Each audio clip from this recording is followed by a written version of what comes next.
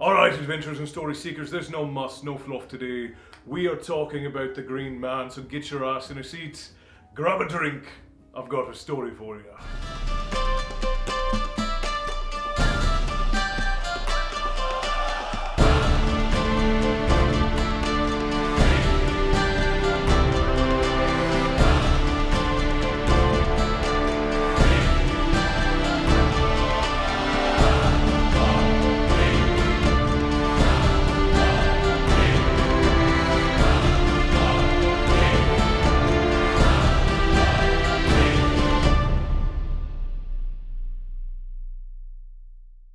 The Green Man, or Anforish, one of the most powerful and vague characters in all of European mythology. And note that I say European mythology because it's not just Celtic mythology where we see the Green Man appear. No, this figure is so broad and so expansive, which those words basically mean the same thing, but he's so far spread that you can find him all throughout Europe, even if some of the oldest depictions that we have come from Celtic culture. And I have to say, I love myths about primordials because it may have to do with the fact that some of these myths are way more detailed the way that we tell them in my family, but I think that most of it has to do with it really shows how connected we all are because of the similarities that may very well be the same characters spread throughout all of human history across the world, or it may just be that we all came up with similar depictions of those characters, and that conversation is so fascinating and wonderful to me that that's why I love discussing primordials. Now,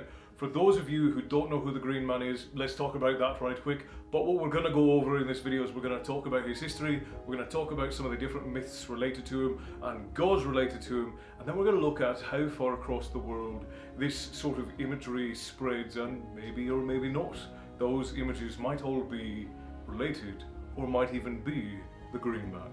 So let's talk to the newbies for a second.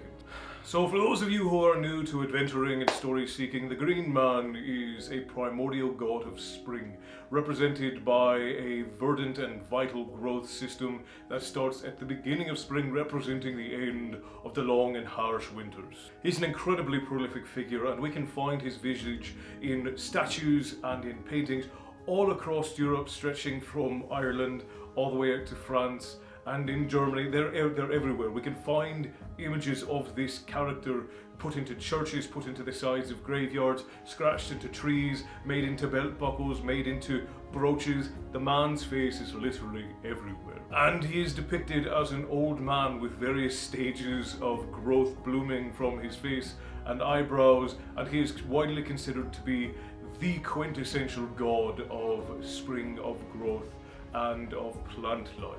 And as I said, he is the calling of verdant life after the long harshness of winter. So let's talk about the myth of the Green Man. And academically, there's not a whole lot that can be spoken about because there's not a whole lot recorded.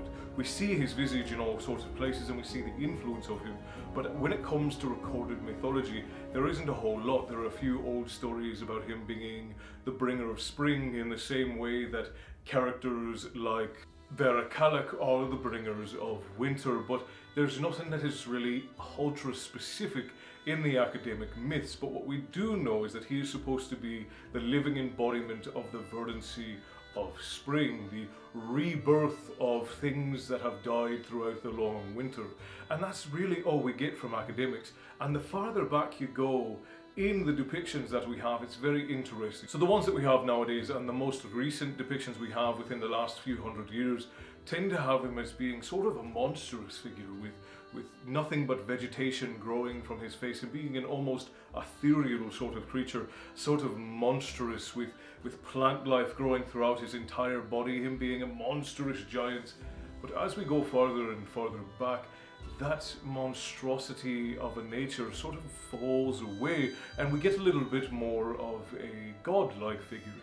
He has sort of grass and vegetation growing from his eyebrows and his beard, but he becomes a little bit more human, a sort of Radagast the Brown figure, which Radagast's character in all was a high combination of inspiration from depictions of the Green Man as well as some Norse figures as well when Tolkien was writing The Lord of the Rings. And if we go far enough back, he's simply a man surrounded by vegetation with green sometimes in his beard, but it's usually twigs or something of the like. And the oldest depictions we have is just him as a man, usually carved into the sides of churches or older buildings, or found depicted on belt buckles or brooches in old Celtic areas. And we find this to be true of most gods, even most primordials, that if we go far enough back in the stories and in the depictions, they become progressively more and more human. And there's something to be said about that as far as where these depictions of gods come from.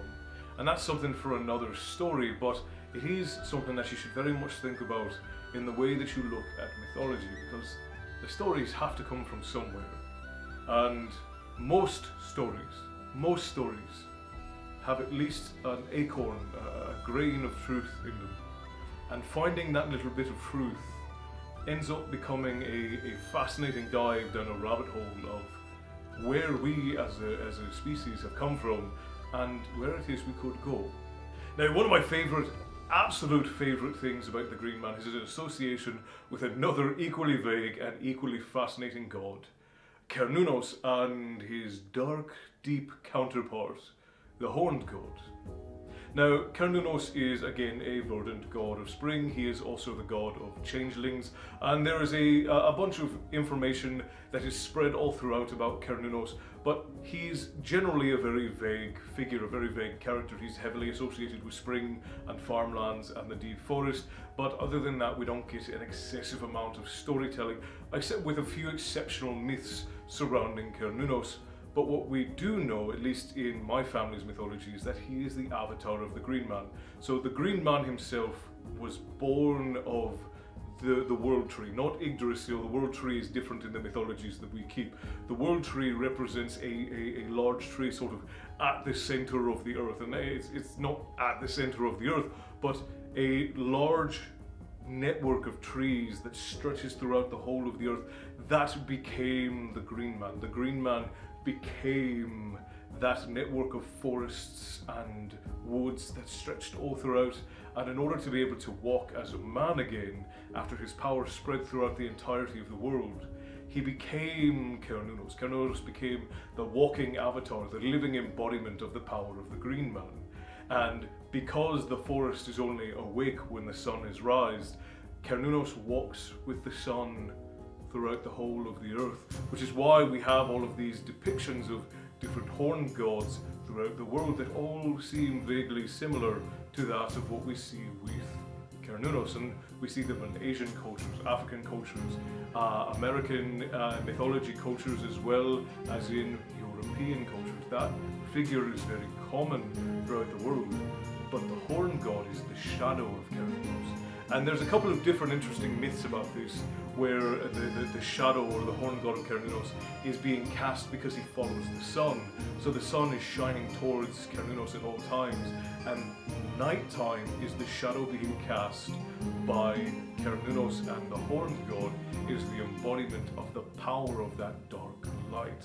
And it's one of my most favourite stories and one of the most fascinating myths that we keep. Now, let's talk about those other gods that I had mentioned, because we have instances throughout the whole of the world where you see these either horned gods or these gods filled with vegetation coming from their faces, depicted as being green, and you see them all throughout the world. You see this with Osiris in Egypt, and with I'm gonna show a bunch of pictures here, and I'll put up all of the different names of the different gods, but it's a very common themality. So we have to ask ourselves, were these influenced by each other? Did they develop independently? And some of them we can see definitely did influence others, and some of them we can see were definite descendancies of those mythologies. But the question comes is, did these develop because people were sharing stories with people, or did they all have a common inspiration? And it's one of my absolute favourite questions that we have. So allow me to ask you the question. Do you believe that the Greenman has spread all throughout the earth and all of these different depictions are of him? Or do you think it's simply a sharing of stories? Either way, I'd love to know your opinion down in the kilt section below, and I would love to know what sorts of videos or what sorts of mythologies you're interested in the conversation that we have down below. I love you guys, and I appreciate all of you who interact with the conversation and who love to share stories. But in the meantime, stay bloodthirsty, my friends, and I will see you in the next one. All hail the Black Dragon.